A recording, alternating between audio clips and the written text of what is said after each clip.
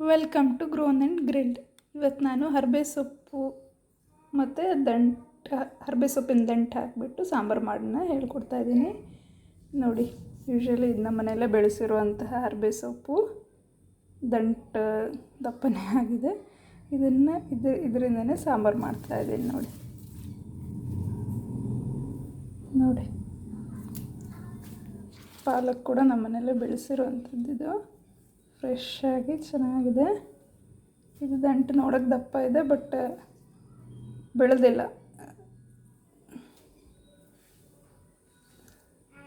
ನೋಡಿ, ಅದನ್ನು ನಾನು ಫಸ್ಟು ಒಂದು ವಿಷಲ್ ದಂಟನ್ನು ಕಟ್ ಮಾಡಿಬಿಟ್ಟು ಸೊಪ್ಪನ್ನೊಂದು ಸ್ವಲ್ಪ ಹಾಕಿದ್ದೀನಿ.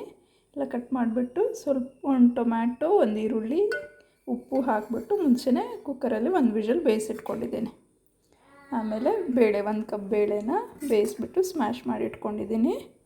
ಆಮೇಲೆ ಕಾಯಿ ತುರಿ, ಅರಿಶಿನ ಪುಡಿ, ಉಪ್ಪು, ಖಾರದ ಪುಡಿ, ಕೊತ್ತಂಬರಿ, ಸಾಸಿವೆ, ಒಂದು ಅರ್ಧ ಆನಿಯನ್, ಇದಕ್ಕೊಂದು ಅರ್ಧ ಆನಿಯನ್ಸ್ ನಾನು ಹಾಕಿದ್ದೀನಿ. ಟೊಮ್ಯಾಟೊನೂ ಹಾಕಿದ್ದೀನಿ ಹುಳಿಗೆ. ಸೊ ಈಗ ಇದನ್ನು ಆಲ್ರೆಡಿ ಒಂದು ವಿಷಲ್ ಮಾಡಿಕೊಂಡ್ರೆ ಸಾಕು, ಬೇಗ ಬೇಯ್ಬಿಡುತ್ತಿದ್ದು. ನೋಡೋಕ್ಕೆ ದಪ್ಪ ಅನಿಸುತ್ತೆ, ಬಟ್ ಬೇಯುತ್ತೆ ಬೇಗನೆ. ಈಗ ಮಸಾಲೆಯನ್ನು ಮಾಡಿಬಿಟ್ಟು ಹಾಕ್ಬಿಡೋಣ.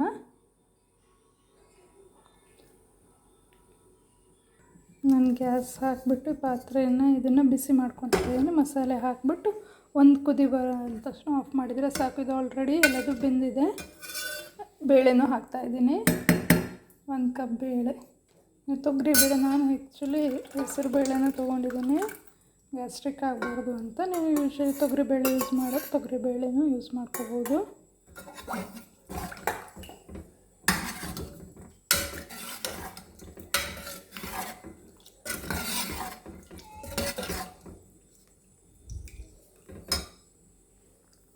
ಮಸಾಲೆಗೆ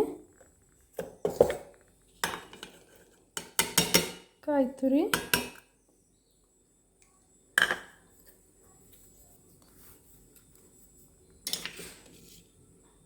ಒಂದು 1/4 ಟೇಬಲ್ ಸ್ಪೂನಷ್ಟು ಅರಿಶಿನ ಪುಡಿ,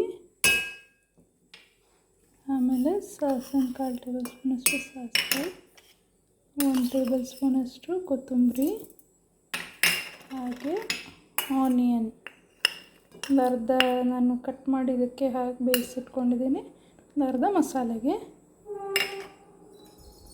ಆಮೇಲೆ ಖಾರದ ಪುಡಿ ಒಂದು ಅರ್ಧ ಖಾರ ಇರೋದ್ರಿಂದ ಒಂದು ಅರ್ಧ ಟೇಬಲ್ ಸ್ಪೂನ್, 3/4 ಟೇಬಲ್ ಸ್ಪೂನ್ ಹಾಕ್ತಾಯಿದ್ದೀನಿ.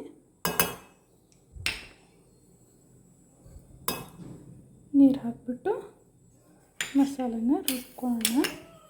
ಇದು ಹೆಂಗಿದ್ರೂ ಆಲ್ರೆಡಿ ಬೆಂದಿದೆ. ತಕ್ಷಣ ಮಸಾಲೆ ಹಾಕಿಬಿಟ್ಟು ನಾವು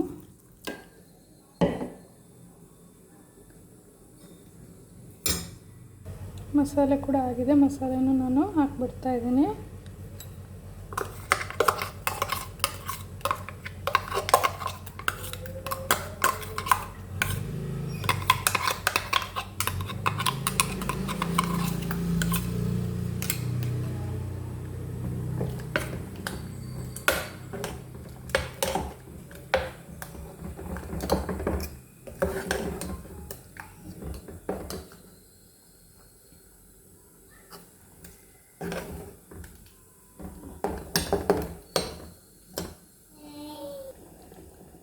ನೋಡಿ, ಕುದಿ ಬರ್ತಾ ಇದೆ.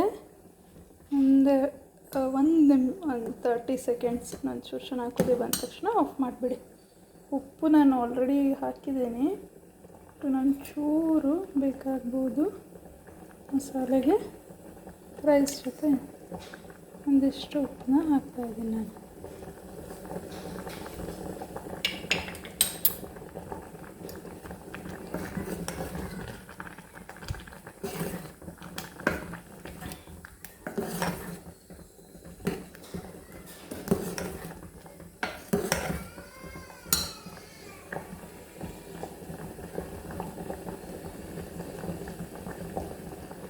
ನೋಡಿ, ಇವಾಗ ಒಂದು 30 ಸೆಕೆಂಡ್ಸ್ ಆಗಿದೆ. ನಾನು ಇನ್ನೊಂದು 10 ಸೆಕೆಂಡ್ಸ್ ಗ್ಯಾಸ್ ಆಫ್ ಮಾಡಿಬಿಡ್ತೀನಿ. ಚೆನ್ನಾಗಿ ಕುದಿ ಬರ್ತಾಯಿದೆ. ಆಲ್ರೆಡಿ ದಂಟೆಲ್ಲ ಬೆಂದಿರೋದ್ರಿಂದ ಬೇಗ ನೀವು ಫಸ್ಟಿಗೆ ಮಸಾಲೆನ ಬಿಸಿ ಮಾಡಿಕೊಂಡು ಕುದಿ ಬಂದಮೇಲೆ ಇದನ್ನು ಹಾಕಿದ್ರೂ ಪರವಾಗಿಲ್ಲ, ಹೇಗೆ ಬಾಕಿದ್ರೂ ಪರವಾಗಿಲ್ಲ. ಇವಾಗ ಗ್ಯಾಸ್ ಆಫ್ ಮಾಡ್ತಾಯಿದ್ದೀನಿ. ತುಂಬ ಟೇಸ್ಟ್ ಮನೆಯಲ್ಲೇ ಬೆಳೆದಿರೋದ್ರಿಂದ ಮತ್ತು ಫ್ರೆಶ್ ಇರೋದ್ರಿಂದ ಇವಾಗಷ್ಟೇ ಕಟ್ ಮಾಡಿ ತಂದು ಮಾಡಿರೋದಂಥದ್ದು ಫ್ರೆಶ್ ಆಗಿರೋದ್ರಿಂದ ಟೇಸ್ಟ್ ಕೂಡ ತುಂಬ ಚೆನ್ನಾಗಾಗಿದೆ.